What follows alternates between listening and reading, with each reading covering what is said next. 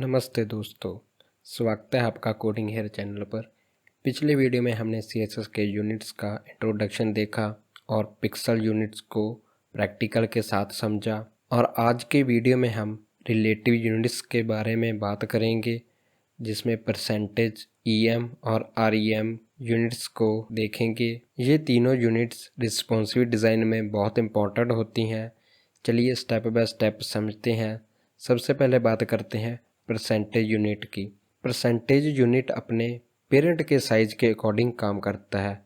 अगर पेरेंट का font size 20 pixel है और चाइल्ड का फ़ॉन्ट साइज़ हम देते हैं जैसे 150%, तो चाइल्ड का साइज़ कितना होगा, इक्वल होगा 30 पिक्सल।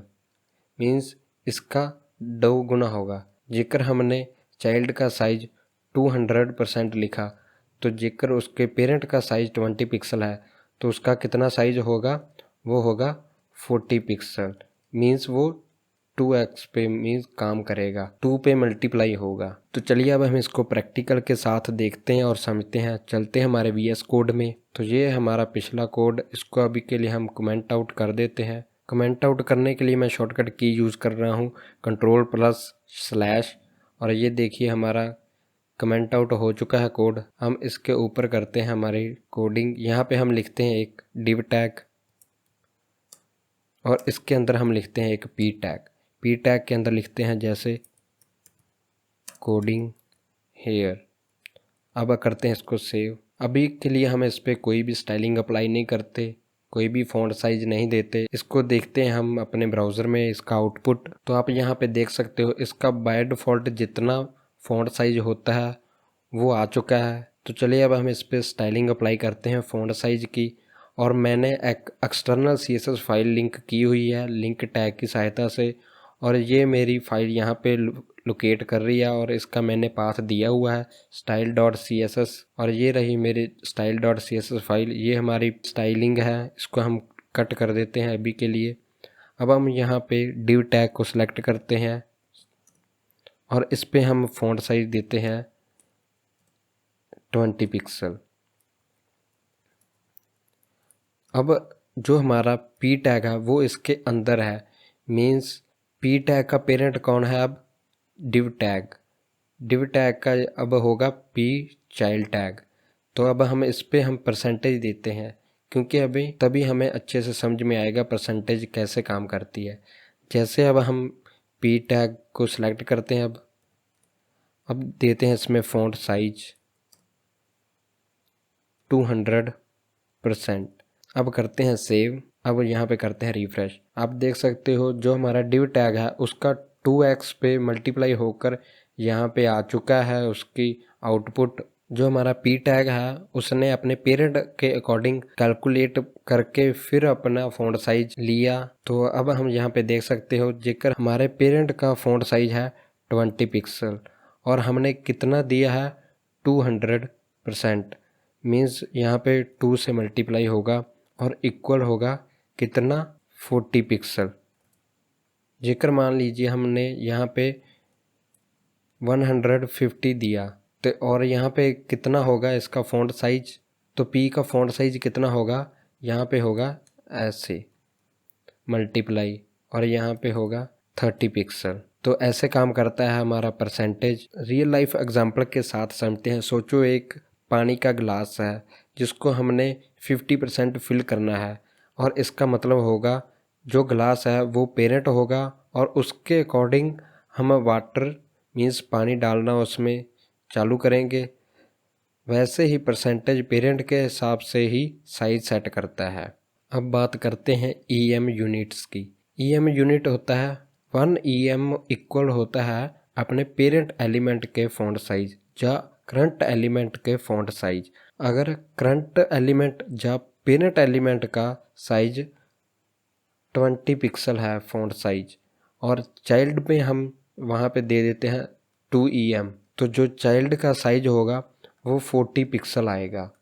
अगर जेकर हमने 3 EM दे दिया तो वो पेरेंट या करंट एलिमेंट जो फ़ॉन्ट साइज है उसके साथ मल्टीप्लाई होगा, तो इसमें आ जाएगा 3 × 2 कितना होता है 6 और यहाँ पे 0 आ जाएगा। मीन्स 60 पिक्सल वो फ़ॉन्ट साइज होगा चाइल्ड का। मीन्स हम जितने EM ज़्यादा देंगे, जैसे 3, 4, 5, वो उतनी साथ ही इससे मल्टीप्लाई हो जाएगा। तो एक हिसाब से ये मल्टीप्लायर ही होता है, तो वो मल्टीप्लाई करके ही अपना फ़ॉन्ट साइज लेता है। तो ये काम कैसे करता है, ये अपने पेरेंट के फ़ॉन्ट साइज या करंट एलिमेंट फ़ॉन्ट के साइज काम करता है। जैसे मान लीजिए हमने एक P टैग दिया है और इसके अंदर हमने कोई टेक्स्ट दिया है और इसका हम फ़ॉन्ट साइज EM में दे रहे हैं, तो वो क्या काम करेगा, वो जैसे इसका फ़ॉन्ट साइज है 20 पिक्सल, तो वो इसके अकॉर्डिंग उसके कैलकुलेशन परफॉर्म करेगा। जैसे हमने उसको 3 EM दे दिया फ़ॉन्ट साइज को, जो यहाँ पे टेक्स्ट है, तो वो क्या करेगा 60 पिक्सल लेगा, क्योंकि इस पेरेंट या करंट एलिमेंट का फ़ॉन्ट साइज कितना था 20 पिक्सल। तो हमने यहाँ पे इस टेक्स्ट का कितना लिखा 3M, तो इससे मल्टीप्लाई होकर आ जाएगा 60 पिक्सल। तो ऐसे परफॉर्म करता है हमारा EM यूनिट। तो चलिए अब हम इसका प्रैक्टिकल के साथ देखते हैं कैसे यूज़ होता है, क्या सिंटैक्स होता है। तो जैसे हमने यहाँ पे एक div टैग लिया हुआ है और यहाँ पे एक P टैग लिखा हुआ है। अभी के लिए हमारे P टैग का फ़ॉन्ट साइज कितना है 150%। अब हम इसको रिमूव कर देते हैं यहाँ पे और यहाँ पे हम लिखते हैं 2EM। अब हम इसको सेव करते हैं। अब देखते हैं यहाँ पे कोई चेंज नहीं हुआ। क्यों नहीं हुआ, क्योंकि इसके पेरेंट का साइज कितना है 20 पिक्सल। यहाँ पे हमने इसको 2EM दिया है, तो ये इससे मल्टीप्लाई हो जाएगा कितना 40 पिक्सल। अगर हम यहाँ पे 3EM देते हैं, इसको हम कट कर देते हैं ताकि आपको कंफ्यूज ना हो। अब करते हैं इसको सेव, अब करते हैं यहाँ पे रिफ़्रेश। अब यहाँ पे क्या हुआ है, यहाँ पे हमने 3EM लिखा है, इसके पेरेंट एलिमेंट का फ़ॉन्ट साइज कितना है 20 पिक्सल। क्या होगा यहाँ पे इससे मल्टीप्लाई हो जाएगा। जैसे यहाँ पे अब क्या होगा 20 × 2 = 60 पिक्सल। अब इसका फ़ॉन्ट साइज कितना हो जाएगा 60 पिक्सल। अगर हम यहाँ पे 60 पिक्सल करके देखते हैं, तो अब हम इसको सेव करते हैं। यहाँ पे अभी के लिए हम यहाँ पे इसको डिलीट कर देते हैं। अब करते हैं सेव, अब देखते हैं रिफ़्रेश। आप देख सकते हो यहाँ पे कोई भी चेंजेस नहीं आया, क्योंकि हमने जो कैलकुलेशन देखी और हमने मैनुअल भी कैलकुलेशन करके देखी तो कोई चेंजेस नहीं आया। जिक्र हम यहाँ पे 4EM देते हैं, जैसे हमने यहाँ पे 4EM दिया। अब करते हैं इसको सेव, अब करते हैं रिफ़्रेश। यहाँ पे आप देख सकते हो फ़ॉन्ट साइज इंक्रीज़ हुआ है यहाँ पे, और इसको हम कमेंट आउट कर देते हैं और इसको हम पिक्सल में लिखते हैं। जैसे यहाँ पे पिक्सल्स में साइज़ लिखा, जैसे हमने यहाँ पे 4EM लिखा और यहाँ पे हमने 20 पिक्सल है इसके पेरेंट का font size. 20 × 4 means 80 pixel. 80 pixel को हम यहाँ पे सेव करते हैं। अब देखते हैं कोई चेंजेस आता है या नहीं आया। रिफ़्रेश करने के बाद यहाँ पे आप देख सकते हो, मैं यहाँ पे रिफ़्रेश कर रहा हूँ तो कोई चेंजेस नहीं आया। मीन्स ये अपने पेरेंट के अकॉर्डिंग इससे मल्टीप्लाई करता है। तो ऐसे परफॉर्म करता है हमारा EM यूनिट। बट याद रखना EM कैस्केड होता है, यानी नेस्टेड होने पर मल्टीप्लाई और हो जाता है। जैसे यहाँ पे जो P टैग है वो अपना पेरेंट इसको मान रहा है और इसके बेस पे ही वो इसको कैलकुलेशन कर रहा है। जिक्र हमने P टैग को और अंदर डीपली नेस्टेड किया, वो सभी के मल्टीप्लाई करके फिर अपना फ़ॉन्ट साइज देगा। तो ऐसे थोड़ा कंफ्यूज हो जाता है। इसलिए अब हम यहाँ पे बात करते हैं रैम यूनिट की, मीन्स REM यूनिट। REM का मतलब ही होता है root M, means root element के साथ ये अपनी कैलकुलेशन परफॉर्म करता है।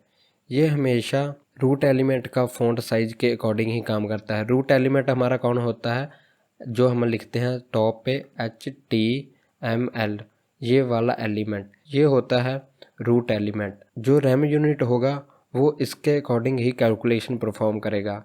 मान लीजिए HTML एलिमेंट का फ़ॉन्ट साइज है 20 पिक्सल, तो हमने यहाँ पे REM में दे दिया 2REM, तो ये इसका मल्टीप्लाई हो जाएगा, मीन्स 20 × 2 होगा 40 पिक्सल।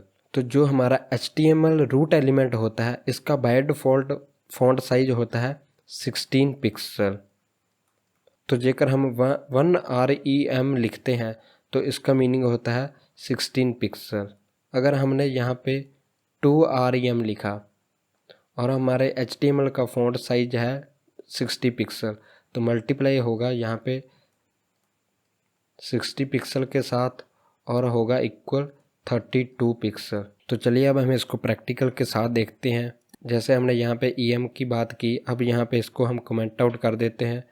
तो अब हम यहाँ पे P टैग को रैम यूनिट के साथ फ़ॉन्ट साइज देते हैं। यहाँ पे लिखते हैं फ़ॉन्ट साइज और यहाँ पे हम देते हैं 2 रैम।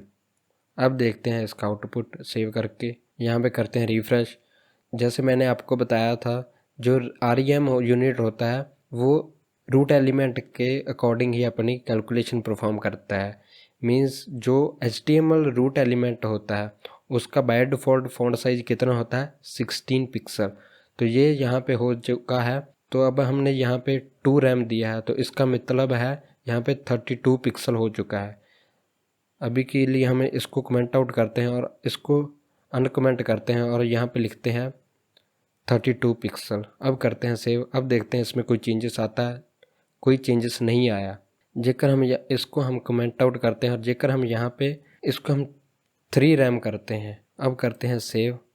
अब करते हैं रिफ़्रेश। यहाँ पे आप देख सकते हो इसकी 16 × 3 मीन्स हो गया 48। अब हम इसको कमेंट आउट करते हैं और यहाँ पे इसको करते हैं अनकमेंट और यहाँ पे लिखते हैं 48 पिक्सल। अब करते हैं सेव। यहाँ पे अब करते हैं रिफ़्रेश। कोई चेंजेस नहीं आ रहा। अब आपको समझ आ चुका होगा भी जो EM होता है वो अपने पेरेंट के साइज़ के अकॉर्डिंग या करंट एलिमेंट के फ़ॉन्ट साइज़ के अकॉर्डिंग काम करता है, और जो हमारा REM यूनिट होता है वो रूट एलिमेंट मींस HTML जो टैग होता है, जो एलिमेंट होता है उसके अकॉर्डिंग एक्शन परफॉर्म करता है, मींस कैलकुलेशन परफॉर्म करता है। अब हम इसका कंपैरिजन देख लेते हैं एक बार EM और REM के बारे में।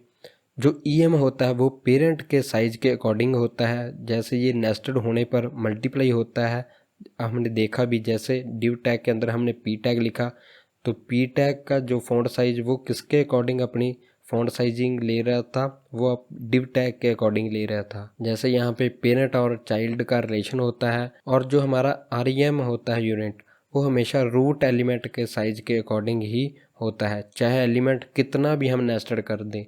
जैसे हम डिव टैग के अंदर P टैग लिखें, उसके P टैग के अंदर हम एक स्पैन टैग लिख दें और स्पैन टैग का हम फ़ॉन्ट साइज दें REM यूनिट में, तो वो क्या करेगा, वो HTML एलिमेंट के अकॉर्डिंग ही फ़ॉन्ट साइज लेगा। मतलब EM फ्लेक्सिबल है लेकिन कॉम्प्लेक्स हो सकता है जब हम उसे डीपली नेस्टेड करेंगे, और जो REM होता है वो प्रेडिक्टेबल और स्टेबल होता है। तो दोस्तों अब आपके लिए एक छोटा सा टास्क है जिसमें आप एक HTML पेज बनाओ जिसमें पेरेंट डिव का फ़ॉन्ट साइज 80 पिक्सल हो, और डिव के अंदर H2 बनाओ और उसका अपने फ़ॉन्ट साइज देना है 2EM, और एक पैराग्राफ बनाओ जिसका आपने फ़ॉन्ट साइज देना है 120%, और एक स्पैन टैग बनाना है और उसमें अपने फ़ॉन्ट साइज देना है 1.5 REM।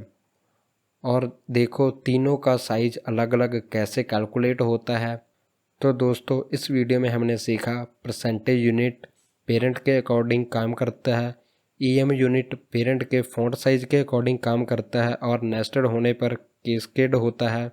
REM यूनिट हमेशा रूट के फ़ॉन्ट साइज के अकॉर्डिंग होता है, इसलिए सिंपल और स्टेबल होता है। यानी रिस्पॉन्सिव डिज़ाइन में हम EM और REM दोनों पावरफुल टूल्स होते हैं, लेकिन REM ज़्यादा प्रेडिक्टेबल होता है। तो दोस्तों अगर आपको ये वीडियो पसंद आई हो और कुछ नया सीखने को मिला तो प्लीज़ वीडियो को लाइक करें, अपना फीडबैक कमेंट में लिखें और अपने दोस्तों के साथ शेयर करें।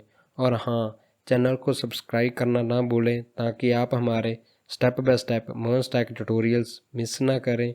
धन्यवाद दोस्तों, मिलते हैं नेक्स्ट वीडियो में। Happy coding.